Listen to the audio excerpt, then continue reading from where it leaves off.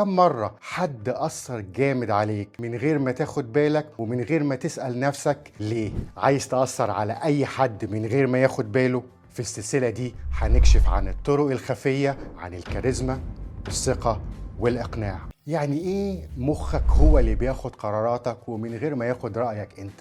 وإزاي في ناس بتعرف تدخل لعقلك وتزرع فكرة جواك وانت فاكر انها فكرتك انت؟ العقل البشري نظام ديناميكي بيتغير طول الوقت، متأثر بالبيولوجيا اللي ورثناها من التطور والتجارب اللي مرينا بيها على مدار التاريخ. فهمك لطريقة تفكير الناس هو أول خطوة لاكتساب الكاريزما. لو عرفت الناس بتفكر إزاي هتعرف تتوقع تصرفاتهم وتوجه قراراتهم وتغير انطباعاتهم. أغلب قراراتنا وأفكارنا وردود أفعالنا بتحصل تحت السطح، وراء الستار، من غير ما تحس ومن غير ما تفكر.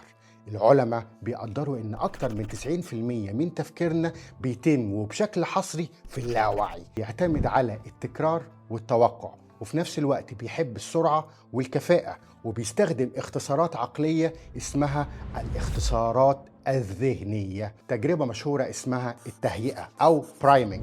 الناس في الدراسة دي شافوا كلمات ليها علاقة بالشيخوخة زي شيب، تجاعيد، تقاعد، ولما خرجوا من المعمل قاسوا إن مشيهم كان أبطأ من الطبيعي. نفس الفكرة بتحصل في التسويق النهاردة كل يوم. الألوان والتكرار والرموز بتشتغل على مشاعرك من وراء الستار. مجرد إنك تشوف يافطة مكتوب عليها تخفيضات باللون الأحمر، مخك بيربط اللون بالإلحاح وقلة المعروض. سؤال طبيعي هينط في عقل كل واحد مننا دلوقتي: إيه الفرق بين الوعي واللاوعي؟ وإزاي نعرف نسيطر عليهم؟ سؤال عظيم يا عزيزي، خليك معايا علشان قبل ما هجاوبك لازم تعرف أنت متحيز ولا لأ. التحيزات المعرفية هي الصورة الذهنية اللي بنرسمها في الواقع أو اللي بنسميها خدع العقل. بس لو العقل البشري فعلا ذكي كده، ليه بيقع في الفخ كل مرة؟ بنحب نصدق إننا شايفين العالم صح على حقيقته، بس الحقيقة إن إدراكنا متلون ومحكوم عليه بتحيزات معرفية، بالصورة الذهنية اللي بنرسمها للواقع أو خدع العقل. واحد من أقوى الخدع أو التحيزات هو التحيز التأكيدي أو confirmation bias. يعني ببساطة مخك بيدور على المعلومات اللي بتأكد اللي انت في أمان، وبتتجاهل كل اللي بيعارض ذلك. عشان كده المناقشات السياسية مثلا نادرا ما بتغير رأي أي حد، لأن الناس بتفلتر المعلومة بحيث تدعم قناعاتهم الحالية ومش بيدوا فرصة حقيقية للرأي التاني. وفي كمان تحيز المعلومة الأولى أو anchoring bias. يعني أول معلومة بتسمعها عن حاجة هي اللي بتثبت في دماغك، وبتقارن بعدها كل حاجة على أساسها. يعني مثلا لو أنت رايح تشتري ساعة، وأول ساعة تشوفها ب10,000 جنيه، وبعدين تلاقي ساعة تانية شبهها هي تقريبا ب2500 جنيه، هتحس ان الساعة التانية صفقة مع انها لسه برضو غالية. التحيز ده بيستخدم في التسويق والتفاوض وحتى في المحاكم. المعلومة الأولى بتبقى زي الهلب، بتدخل دماغك أول مرة وتثبت تفكيرك حوالين منها وتحدد لك أنت الشعور بالقيمة للشيء ده. وبرضو عندنا تحيز الدليل الاجتماعي أو السوشيال بروف بايس، وهنا العقل بيحب يمشي ورا المجموعة لما بيكون مش متأكد. يعني لما تشوف مطعم زحمة هتفترض تلقائيا إن أكله كويس حتى لو عمرك ما دخلت المطعم ده. عشان كده التقييمات وآراء العملاء وعدد المتابعين ليهم تأثير ضخم جدا على الناس، فالعقل بيستخدمهم كاختصار عشان ياخد قراره بسرعة. والسؤال هنا ليك انت متحيز ولا لا؟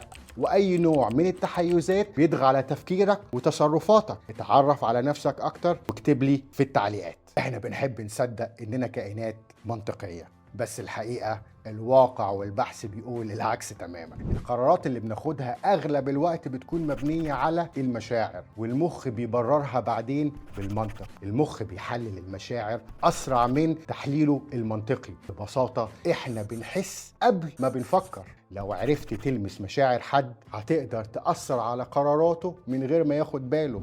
خد مثال بسيط على كده: الخوف دافع قوي جدا.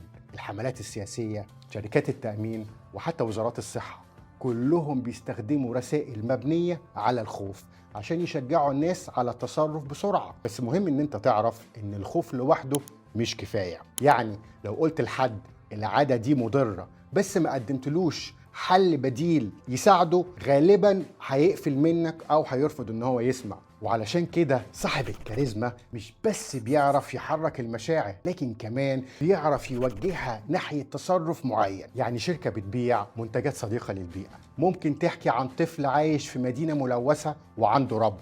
القصة دي هتلمس قلبك وتخلي القضية شخصية ليك، وساعتها تبقى الرسالة أقوى من أي إحصائية عن مستوى التلوث في المدينة. وعشان أجاوبك على سؤالك المهم عن الفرق بين الوعي واللاوعي والسيطرة عليهم، هستعين بالدكتور والخبير النفسي الشهير دانيال كانيمان في كتابه التفكير السريع والبطيء. دكتور دانيال قال إن عندنا ببساطة نظامين للتفكير. النظام الأول سريع عاطفي وتلقائي، أو النظام العاطفي، وهو اللي بيشتغل أول ما تحس بحاجة وتاخد قرار بسرعة أو تتصرف من غير تفكير. ده اللي بنستخدمه في ردود الفعل والإحساس الداخلي والتصرف اللحظي. فالإعلانات والشخصيات الشعبوية والمسوقين كلهم بيخاطبوا النظام ده لأنه سهل يتأثر بالمشاعر والدليل الاجتماعي والإشارات الضمنية اللي بتخاطب اللاوعي.